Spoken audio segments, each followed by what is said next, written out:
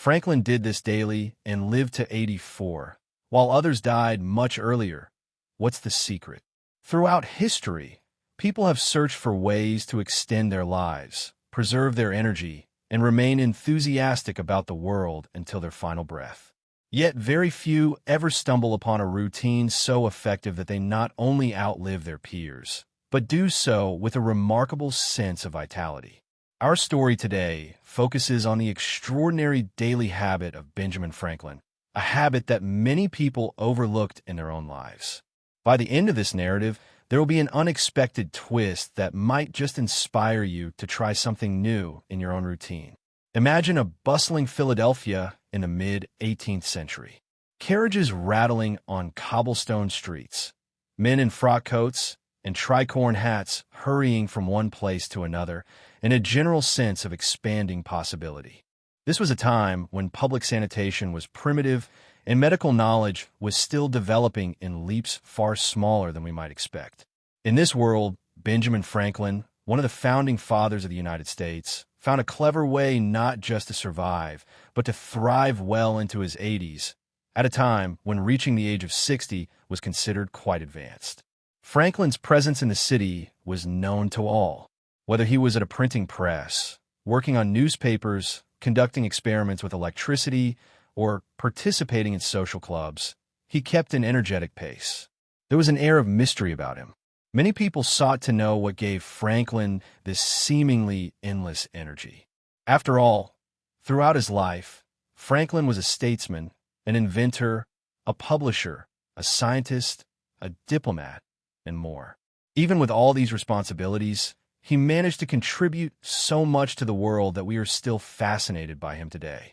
One might think that it was purely his intelligence or maybe his focus on personal virtues that gave him that edge. But in fact, there was a rather simple element to his daily routine that he believed was critical for his well-being. It began, so Franklin claimed, with a simple practice each morning and evening.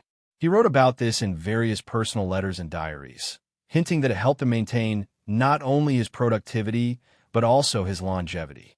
To understand how crucial this was, we need to explore Franklin's perspective on life. He was a proponent of self-improvement.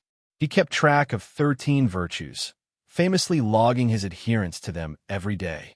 He believed that by keeping close tabs on his moral and practical behavior, he could develop in mind and spirit. But part of that daily check involved what he considered a cleansing habit, one that many in his time considered unusual or even shocking. It was not public knowledge at first, of course. In an era when bathing was not as common as it is now, Franklin was known for taking what he famously called air baths. That is, he would sit or stand in his room naked for a short period of time, allowing fresh air to circulate around his body.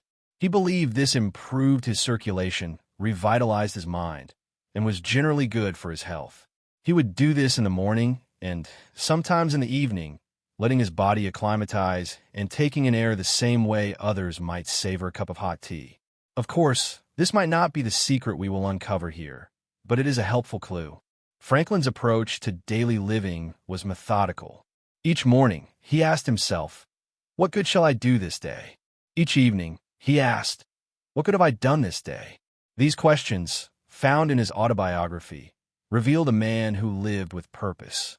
But a sense of purpose alone did not keep him alive. There was another factor he practiced regularly, something so subtle that many believed it to be just part of a structured life. Yet Franklin saw it as an essential key to staying not only alive but engaged. Consider the fact that Franklin adhered to a balanced schedule of rest and work. He was famously an early riser, going to bed at around 10 p.m. and waking at 5 a.m. That meant he secured a fair amount of sleep, enough to restore his energies. But while a healthy sleep schedule is certainly beneficial, plenty of people with early routines still fell ill or aged quickly in those days. Franklin needed something more. Observing how Franklin took his daily walks, how he interacted with people in the printing house, one could see that he approached everyday tasks with an unusual level of curiosity and enthusiasm. He was constantly learning. Even in his older years, he was reading new texts, experimenting with electricity, and participating in public life. This zeal for knowledge kept his mind sharp.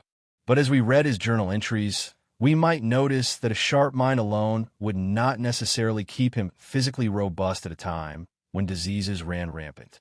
Franklin credited what he called bodily exercise for a substantial portion of his good health. When we hear the phrase bodily exercise, we tend to think of high-intensity workouts, perhaps push-ups or running. But Franklin's approach was more moderate. He often recommended gentle forms of activity that could be integrated easily into one's day. This might include brisk walking, light calisthenics, and, on occasion, swimming.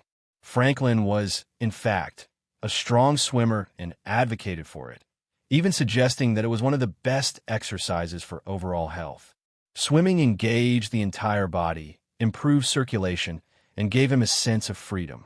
In London, he demonstrated his prowess in the water, astonishing onlookers. Yet, if we isolate the simple reason for his longevity to just exercise, we might miss the bigger picture. Franklin had a broad philosophy of life, which included social connections, stress management, and mental stimulation. He was also mindful of his diet, though not obsessively so. He famously tried vegetarianism as a young man, not necessarily out of health concerns, but to save money and time. Later in life, he was not strictly vegetarian, but remained aware of what he ate. So, was Franklin's secret habit a combination of mild exercise and balanced eating? Possibly, but there's more to it. He wrote extensively about the power of reflection and serenity in daily living, suggesting that an introspective mind could effectively manage stress and harness creativity. In modern times, we might call this mindfulness. Franklin, without the modern label, seemed to embrace a daily period of quiet thinking, self-evaluation, and calm. This, as we explore further, could be a major factor in how he conserved his energy and lived so long. He also believed in fresh air's capacity to rejuvenate the body. Not just the so-called air baths, but also letting fresh air circulate in his home. In his day, many feared drafts. Windows were kept sealed, and air was often stale. Franklin, on the other hand, encouraged ventilation, even if it clashed with the popular medical opinions of the time. He trusted his own observations more than untested theories, and he found that being in fresh air improved his stamina. Beyond health practices, Franklin also seemed to thrive because of an unquenchable desire to learn and grow. He never ceased in his pursuit of knowledge. This mental exercise was, in many ways, a key to his survival. A fascinated mind, in his view, was a mind that refused to settle, refused to age prematurely. Throughout his life, Franklin studied languages, improved his craft as a printer, explored scientific phenomena, dabbled in diplomacy, and immersed himself in philosophical debates. Each new endeavor awakened in him a sense of purpose. He believed that purpose was vital to longevity. His daily habit, though, was not merely about reading or writing. Instead, it was a comprehensive system of self-maintenance. He structured his day so that every morning began with planning and reflection, and every evening ended with introspection.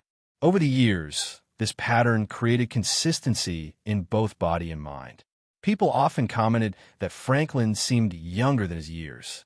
He had bright eyes, quick wit, and a kind of ease in his movements, even well into his later stages of life.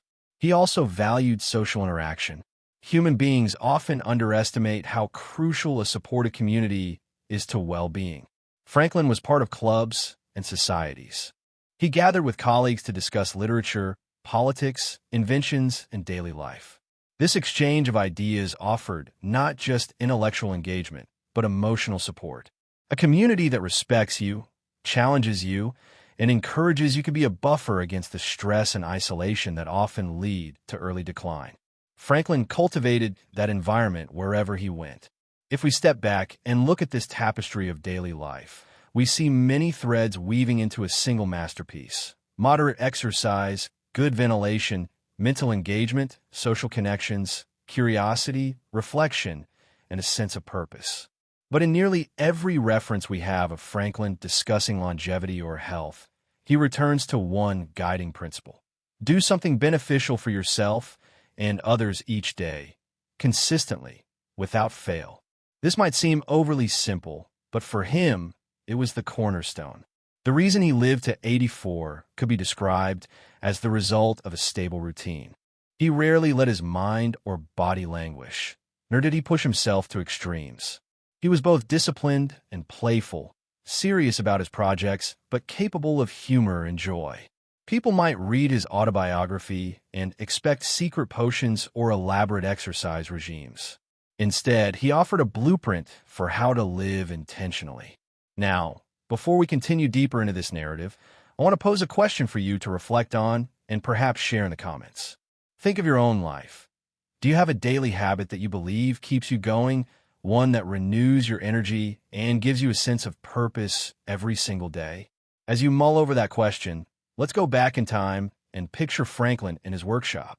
He might be in the midst of editing a new publication, poring over the arrangement of words and images on the page. The printing press clacks in the background as apprentices hustle about. Franklin is calm, but also deeply invested. Later, he might take a short walk to clear his head or quietly slip into his library to read. In the evening, he writes in his journal. He might note whether he kept to his personal code of virtues that day, rating himself on cleanliness, industry, temperance, and so forth. This was a man who brought structure to chaos. Franklin's existence straddled an interesting time in human history. Medicine was making small steps forward, but not rapidly enough for many. People were dying of infections that are easily treated today. Some of his contemporaries endured harsh conditions, poor sanitation, and limited knowledge about diseases. Yet Franklin, in his circle, took steps that others found strange, such as opening windows at night or refusing to rely solely on what common sense or fashionable doctors claimed. He tested ideas on himself, running small personal experiments. In one letter, he admitted that he believed in maintaining a balanced inner state. For him, that included regulating his emotions. He saw anger or prolonged sadness as detrimental to the mind's clarity and, by extension, the body's health. Once again, we see a man ahead of his time. Contemporary psychological studies often link stress and negative emotions to various ailments. Franklin sensed this connection without the benefit of modern scientific instruments. His daily writing practice likely helped him process his emotions, turning them into something constructive. As the years passed, Franklin's hair grayed and his face lined, but his spirit stayed remarkably lively. He continued to serve in diplomatic roles, traveling to Europe, negotiating with brilliant minds, and navigating complicated international situations. These tasks required not just intelligence, but resilience. Being in a foreign land can be stressful, especially traveling by ship across the Atlantic multiple times in an era when journeys were perilous. Franklin, however, remained undaunted, focusing on the present challenge while never letting go of his routines. He believed these daily habits travel with him. Even on ships, he tried to keep a schedule, finding time for reflection, some form of movement, and fresh air whenever possible on the open deck. Later in life, when asked about the reason behind his longevity, Franklin did not point to a single miracle remedy. Instead, he alluded to the idea that a life of moderation, curiosity, and beneficial habits was the real secret. He teased that if people only knew how easy it was to implement, they would not be so quick to dismiss it. Yet in his characteristic humor, he acknowledged that what is easy to do is also easy not to do. Most individuals find it difficult to maintain consistency in beneficial habits because they become bored or allow life's distractions to take over. Here is where the heart of Franklin's daily practice might be revealed: consistency. He did not simply do something for a week or a month and then move on. He repeated these beneficial habits every single day for years. If he lapsed, he noted it in his journal, and he corrected course. That self-accountability was critical. It was not enough to say he would do something. He wrote it down, measured it, and adjusted as needed. Over time, this methodical approach embedded these behaviors so deeply that they became second nature. Of course, People in Franklin's time saw him as a rather unusual figure for many reasons. He was deeply involved in politics and science, while still making time for social life and personal improvement. He was self-taught in many subjects. He encouraged women to participate in intellectual discussions, which was not always common at the time. He championed libraries, knowledge sharing, and open debate. This atmosphere of intellectual freedom enriched his mind, warding off stagnation.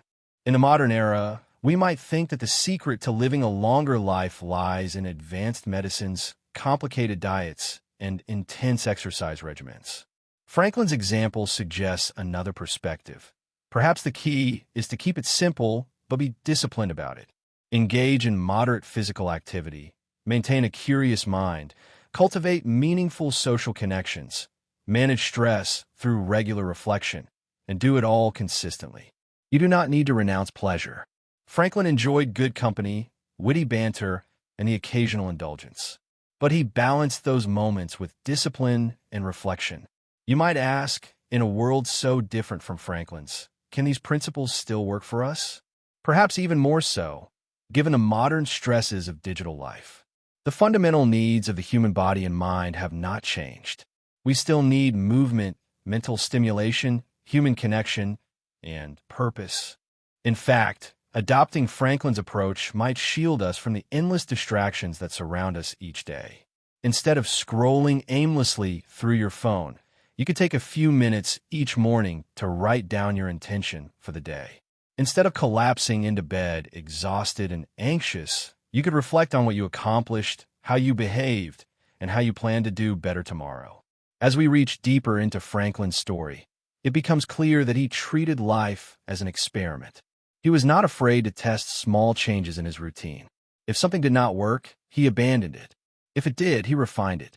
In that sense, he was living the scientific method: hypothesize, test, observe, conclude, and repeat.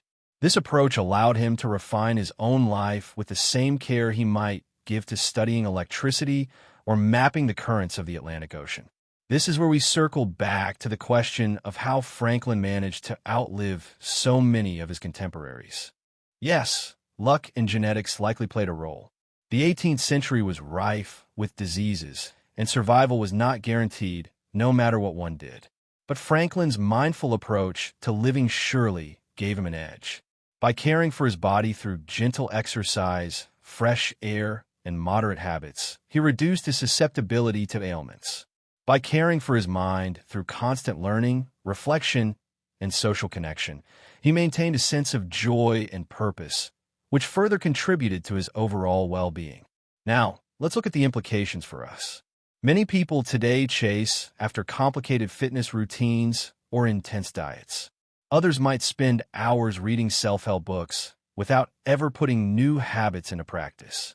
Franklin's longevity secret stands out for its simplicity. Start small, do it daily, and keep track of your progress. If you deviate, do not let guilt paralyze you. Simply recognize the slip and correct it. This method is as accessible now as it was then. The main barrier remains our own willingness to commit. Franklin found ways to incorporate humor and lightheartedness into his day. His letters, essays, and satires are testament to his wit. Laughter, as modern studies often show, helps reduce stress hormones and can foster resilience. He believed in the value of laughter, of finding joy in small moments, and of not taking oneself too seriously. That perspective can lighten the emotional burdens we carry, potentially having direct health benefits. If we were to condense Franklin's method into a single line, it might be, do something every day that moves you toward improvement and never forget to reflect on it. But that is too compact. The daily habit he practiced was more nuanced. It was the combination of self-examination, the pursuit of knowledge, social interaction, a bit of fresh air, moderate exercise, and a willingness to adapt. By repeating these elements faithfully, he created a life that was both long and meaningful. Now, you might be wondering when we will unveil the unexpected twist hinted at from the start. Rest assured, it is coming. The big reveal concerns the deeper mindset behind Franklin's approach the vantage point he took on mortality itself. For Franklin, longevity was not merely about adding years. He seemed to believe that each day should be valuable. To live longer without purpose would be to merely exist. The secret was to blend longevity with significance, so that each day had a new challenge, a new joy, or a new triumph to celebrate. But that is not the full twist yet. Keep reading until the very end of this narrative, because we will connect Franklin's daily practice with a surprising concept that might just change how you look at your own life. Imagine a world where individuals cherish their routines, not just as chores, but as the building blocks of a meaningful existence. That world is available to us now, if we only emulate this wise man's approach. Franklin's last years were not entirely free of suffering. He had ailments, aches, and political frustrations. He was not immortal. Nonetheless, he carried a spark of vitality that many half his age lacked. Observers noted that even when he was frail, he exuded mental clarity and a twinkle in his eye, indicating that the spirit of a lifelong learner remained. He spent his final days in Philadelphia, working on the new nation's affairs and corresponding with friends from across the Atlantic. Until his death, he kept writing letters filled with observations and suggestions for improving civic life. One of his final public acts was writing an anti-slavery treatise, showing he never stopped engaging with the pressing moral issues of his day. Even in his last phase of life, he believed in betterment, both for the individual and for society. So, if you really want to capture the spirit of Franklin's daily practice, consider these elements: a consistent schedule that respects rest, a moderate approach to diet, regular but not overly strenuous exercise, fresh air, reflection, and a sense of curiosity. Then add in the intangible but crucial qualities of adaptability and compassion. He learned from mistakes, forgave himself and others, and looked forward rather than dwelling in regret. At this point, I would like to invite you once again to share another thought in the comments. Would you find it easier to implement a small habit every day, even if it seems inconsequential at first? Or do you believe in dramatic life overhauls that aim for big changes in a short span? Now, let's move toward the unexpected twist. We have explored Franklin's daily routine and how it contributed to his long life. We have touched on his views on purpose, consistency, curiosity, and reflection. But the surprise is this: Franklin, in many of his personal reflections, indicated that while daily habits sustain life, it is the joy of living itself that gives those habits their power. If you approach a routine with dread, if you exercise or reflect only because you believe you have to, you may quickly grow discouraged. Franklin found ways to make these practices a delight. His morning question, "What good shall I do this day?" was not a burden, but an invitation to something exciting. Ultimately, that might be the real reason for his longevity. He turned what many consider tasks into small pleasures or points of curiosity. He gamified self-improvement. Every day was a chance to move one step closer to personal ideals. This attitude softened the blow of life's challenges. Instead of seeing age as a slow decay, Franklin saw every day as an opportunity for improvement or discovery. His mind, in that sense, never settled into stagnation. It was perhaps the greatest secret of all. Daily habits work best when fueled by genuine delight rather than grim duty. And so, here we come to the end of our narrative. The unexpected piece of wisdom is not just that daily habits can prolong life, but that approaching them with a spirit of curiosity, joy, and self-compassion makes all the difference. If you can find the smallest kernel of excitement in your morning walk, your reading session, or your quiet reflection, you will carry that spark into your older years. Franklin, in living this way, showed us that the body and mind are deeply intertwined. Give both the nourishment of consistent care and the excitement of new discoveries, and you may find that old age does not come as quickly as you feared. With that, I will leave you with one final question to answer in the comments below. What small action can you take tomorrow morning that would fill you with genuine excitement rather than obligation?